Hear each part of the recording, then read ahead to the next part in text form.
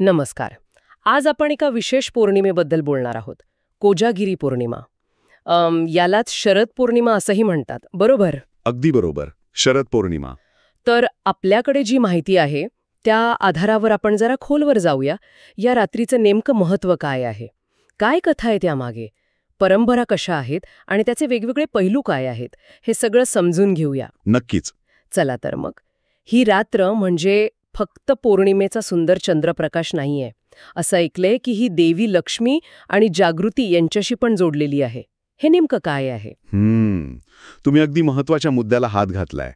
कोजागिरी पौर्णिमा जी हिंदू पंचांगानुसार अश्विन महिन्यात येते, तिचा हा जो कोजागिरी शब्द आहे ना, तोच खूप अर्थपूर्ण आहे. हो, कसा?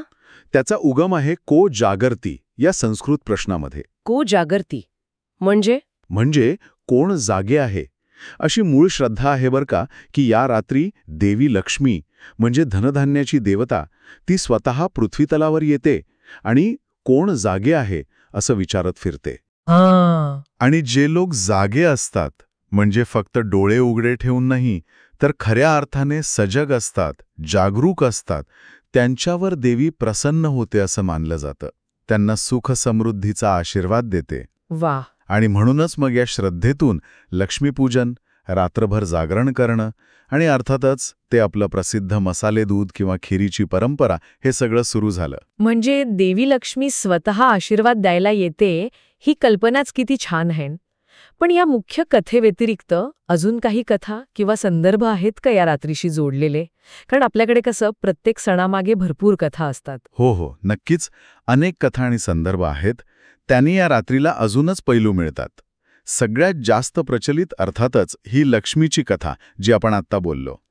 को जागरतीवाली. हो, को जागरती, विचारणारी देवी आणि तिच्या कृपेसाठी जागरण करणारे भक्त. ही लोकांना एका सकारात्मक भावनेनं, समृद्धीच्या आशेनं रात्र जागवायला प्रेरणा देते. पण दुसरी एक खूप प्रसिद्ध कथा आहे जी थेट वृंदावनाशी जोडलेली आहे, भगवान श्रीकृष्णाशी. ओहो, कृष्णाशी. हो, विशेषतः वैष्णव भक्तांसाठी ही कथा खूप जवळची आहे.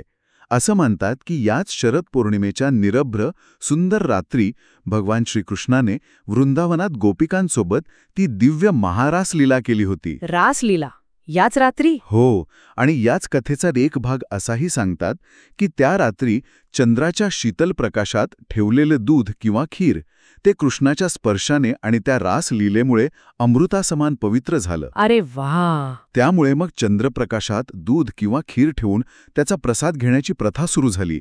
अशी भक्ती परंपरेतली एक दृढ श्रद्धा आहे. कृष्णाची रासलीला म्हणजे या रात्रीत भक्ती आणि प्रेमाचाही एक वेगळाच रंग आहे.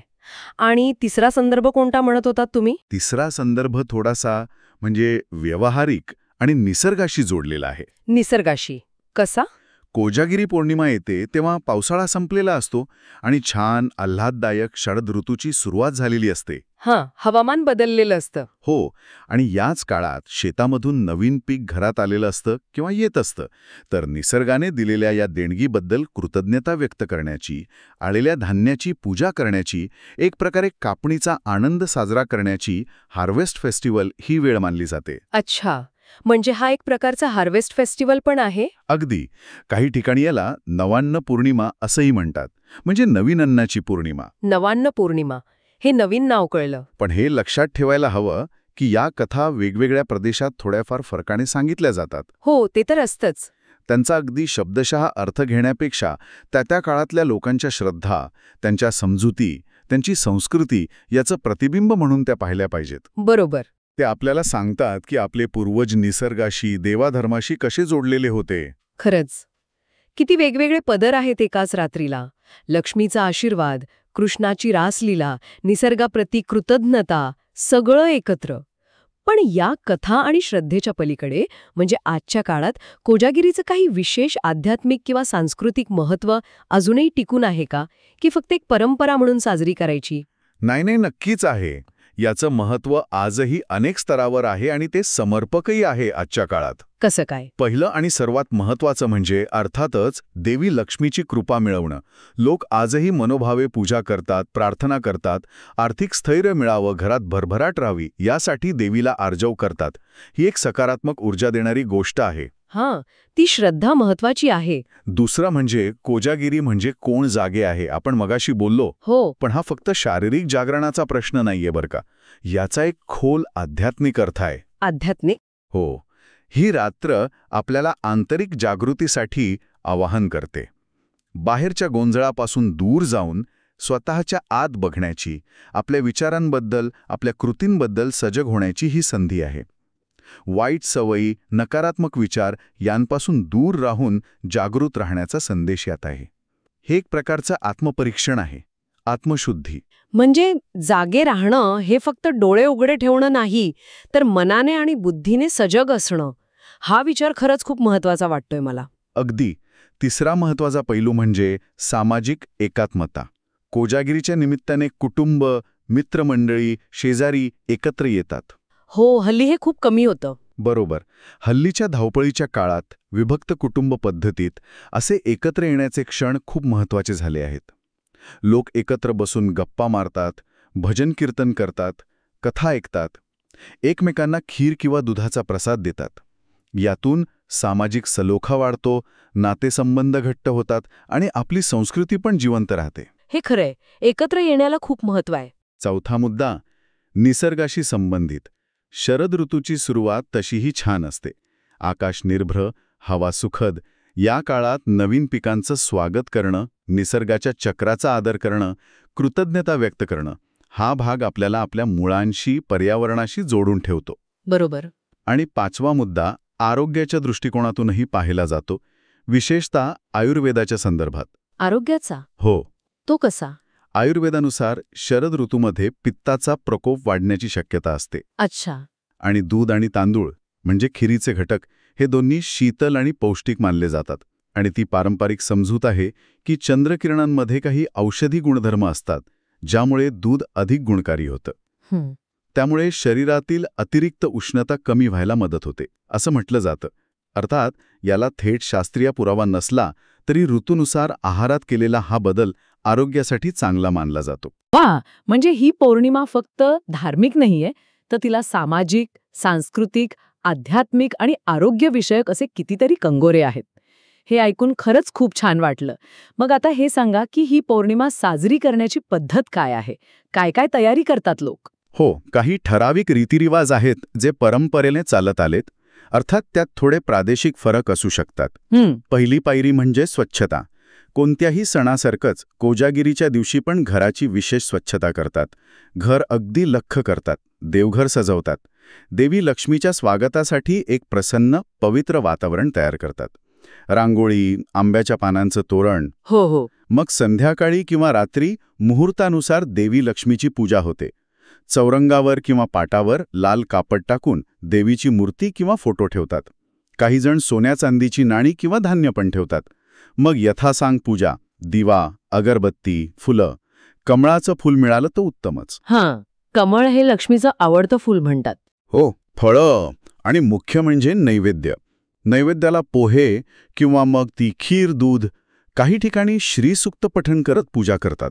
अच्छा. आणि मग येतो या दिवसाचा केंद्रबिंदू, खीर किंवा मसाले दूध तयार करणं. हो, त्याचीच वाट बघत होतो मी. ही कोजागिरीची खरी ओळखच आहे म्हणायला हरकत नाही. एका स्वच्छ भांड्यात, शक्यतो चांदीचं किंवा पितळेचं असेल तर चांगलं, नाहीतर स्टीलचंही चालेल, दूध घेतात. खीर करायची असेल तर त्यात स्वच्छ धुतलेले तांदूळ घालतात. आंबेमोहोर किंवा बासमती असेल तर सुगंध छान येतो. चवीनुसार साखर किंवा हल्ली लोक गुळ पण वापरतात. पौष्टिकता वाढवायला बदाम, पिस्ते, काजूचे काप, चारोळी घालतात आणि सुगंधासाठी वेलची पूड किंवा जायफळ पूड. महाराष्ट्रात अनेक ठिकाणी खीर नाही करत, फक्त दूध आटवून त्यात केशर, वेलची, जायफळ, सुकामेवा घालून मसाले दूध बनवतात. ते जास्त लोकप्रिय आहे. हो, मसाले दुधाची पद्धत जास्त ऐकलीये मी पण. हो. मग ही तयार झालेली खीर किंवा दूध रात्री मोकळ्या आकाशाखाली चंद्रप्रकाशात ठेवतात. कुठे? गच्चीवर किंवा अंगणात. हो, गच्ची, अंगण किंवा बाल्कनी, जिथे चंद्राचा प्रकाश थेट पडेल. भांड्यावर एक पातळ, स्वच्छ कापड किंवा बारीक जाळीचं झाकण ठेवतात. किती वेळ ठेवतात? त्याबद्दल वेगवेगळ्या पद्धती आहेत.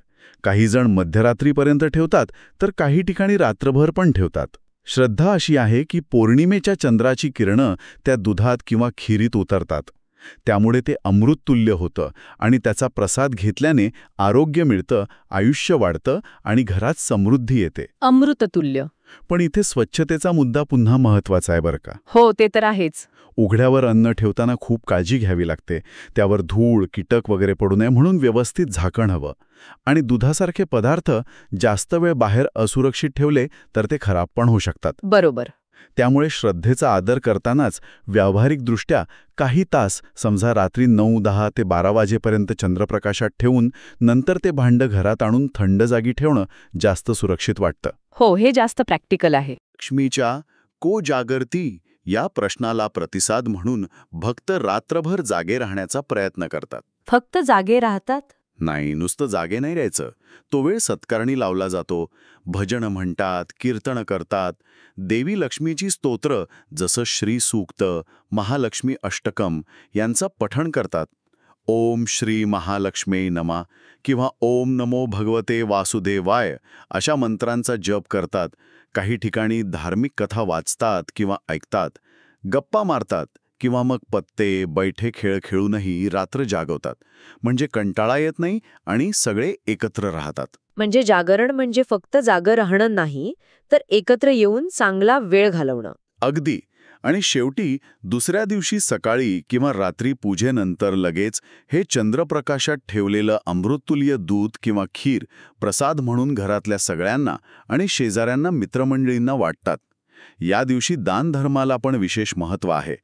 गरजूंना अन्न, वस्त्र, पैसे दान केल्याने लक्ष्मी प्रसन्न होते, अशी भावना आहे.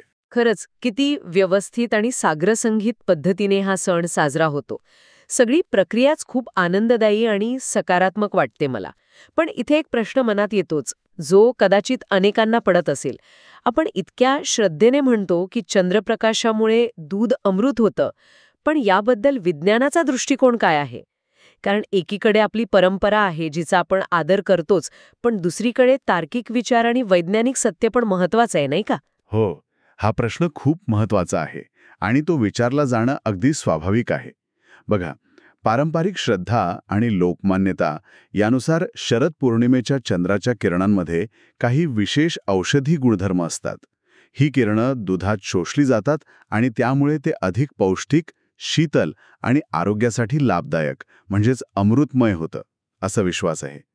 ही श्रद्धा शतकानुशतके चालत आली आहे. पण जर आपण आधुनिक विज्ञान आणि रसायनशास्त्राच्या दृष्टिकोनातून पाहिलं तर चंद्रप्रकाशामुळे दुधात किंवा खिरीमध्ये असा कोणताही मोठा रासायनिक बदल होतो ज्यामुळे त्याचे गुणधर्म एकदम बदलून ते अमृत बनेल, याचा कोणताही ठोस वैज्ञानिक पुरावा सध्या तरी उपलब्ध नाही. अच्छा, म्हणजे वैज्ञानिक पुरावा नाहीये. नाही. चंद्राचा प्रकाश हा स्वतःचा नसतो, तो सूर्याचा परावर्तित प्रकाश असतो आणि त्याची तीव्रता सूर्याच्या तुलनेत खूप कमी असते. त्यामुळे त्याने दुधाचे रासायनिक रचनेत किंवा पोषण मूल्यांमध्ये मोठा बदल घडवून आणण्याची शक्यता वैज्ञानिकदृष्ट्या खूप कमी मानली जाते. म्हणजे वैज्ञानिकदृष्ट्या अमृत बनण्याचा दावा सिद्ध होत नाही. मग या परंपरेकडे कसं बघायचं? इथेच तर खरी गोष्ट आहे. विज्ञानाने जरी याला थेट दुजोरा दिला नाही तरी याचा अर्थ ही परंपरा निरर्थक किंवा चुकीची आहे असं अजिबात नाही. अच्छा. हे समजून घेणं खूप महत्वाचं आहे की अनेक सांस्कृतिक आणि धार्मिक परंपरांना थेट वैज्ञानिक आधार नसला तरी त्यांचे सामाजिक, मानसिक आणि सांस्कृतिक फायदे खूप मोठे असतात. सामाजिक आणि मानसिक फायदे. हो. कोजागिरीच्या निमित्ताने काय होतं? कुटुंब एकत्र येतं, माणसं एकमेकांशी जोडली जातात. भजन कीर्तनाने, एकत्र गप्पा मारल्याने मानसिक शांतता मिळते, आनंद मिळतो, स्ट्रेस कमी होतो, प्रसादाची देवाणघेवाण आपलेपणा वाढवते.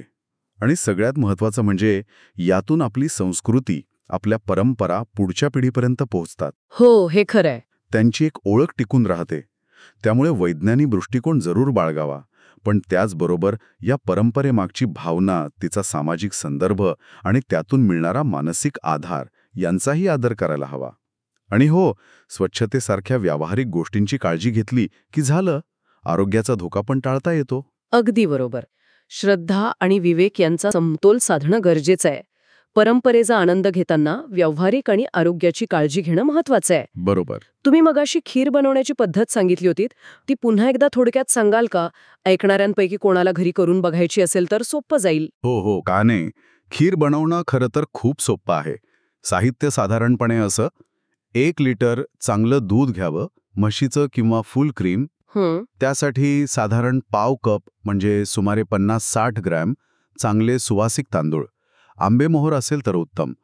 ते स्वच्छ धुवून थोडा वेळ भिजवून ठेवावेत. चवीनुसार साखर, साधारण अर्धा कप किंवा आवडीनुसार कमी जास्त, किंवा गूळ. हो. सुकामेवा आवडीनुसार, बदामाचे काप, पिस्त्याचे काप, चारोळी, काजू. आणि सुगंधासाठी 2-3 वेलचीची पूड किंवा चिमूटभर जायफळ पूड. थोडं केशर घातलं तर रंग आणि स्वाद दोन्ही छान येतात. बरोबर. कृती अशी: जाड बुडाच्या पातेल्यात दूध गरम करायला ठेवा. तापल्यावर त्यात भिजवलेले तांदूळ पाणी काढून घाला. गॅस मंद करून अधूनमधून ढवळत राहा. तांदूळ मऊ शिजेपर्यंत आणि दूध थोडं आटेपर्यंत शिजवा. तांदूळ शिजला की त्यात साखर किंवा गूळ घाला. ते विरघळल्यावर वेलची, जायफळ पूड आणि सुकामेवा घाला. केशर घालायचं असेल तर थोड्या गरम दुधात भिजवून मग घाला. सगळं एकत्र करून आणखी 2-3 मिनिटं मंद आचेवर ठेवा. झाली कोजागिरीची खास खीर तयार. मस्तच. ती तयार. मस्तच. ही कृती ऐकूनच तोंडाला पाणी सुटलं. तर आजच्या आपल्या या सविस्तर चर्चेतून कोजागिरी पौर्णिमेचे कित्येक पैलू उलगडले. ही रात्र म्हणजे केवळ चंद्राची किंवा दुधाची नाही, तर देवी लक्ष्मीच्या कृपेची अपेक्षा आहे, कृष्णाच्या भक्तीचा ओलावा आहे, निसर्गाप्रती कृतज्ञता आहे, सामाजिक एकोपा आहे आणि सर्वात महत्त्वाचं म्हणजे आंतरिक जागृतीचा संदेश देणारी एक बहुआयामी रात्र आहे. अगदी. आणि त्या चंद्रप्रकाशात ठेवलेल्या खिरीची किंवा दुधाची गोडी ही या रात्रीची एक अविस्मरणीय ओळख आहे, जी आजही आपल्याला त्या परंपरेशी जोडून ठेवते. अगदी बरोबर बोललात. या परंपरा म्हणजे आपल्या संस्कृतीचे जिवंत झरे आहेत. ते केवळ धार्मिक विधी नाहीत.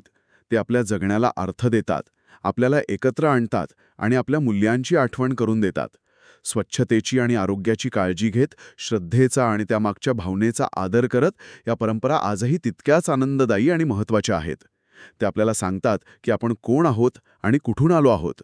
आणि हे सगळं बोलल्यावर, ऐकल्यावर एक विचार पुन्हा पुन्हा मनात येतोय.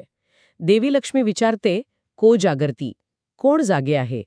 पण आजच्या या सतत धावणाऱ्या 24/7 कनेक्टेड जगात खऱ्या अर्थाने जागे असणं म्हणजे काय असेल? फक्त रात्री न झोपणं पुरेसं आहे का? की आपल्या आजूबाजूला, समाजात काय घडतंय, आपल्या स्वतःच्या आत काय विचार चालले आहेत, आपल्या जबाबदाऱ्या काय आहेत, याबद्दल सजग असणं म्हणजे खरं जागणं? या प्रश्नावर प्रत्येकाने थोडं थांबून विचार करायला नक्कीच जागा आहे.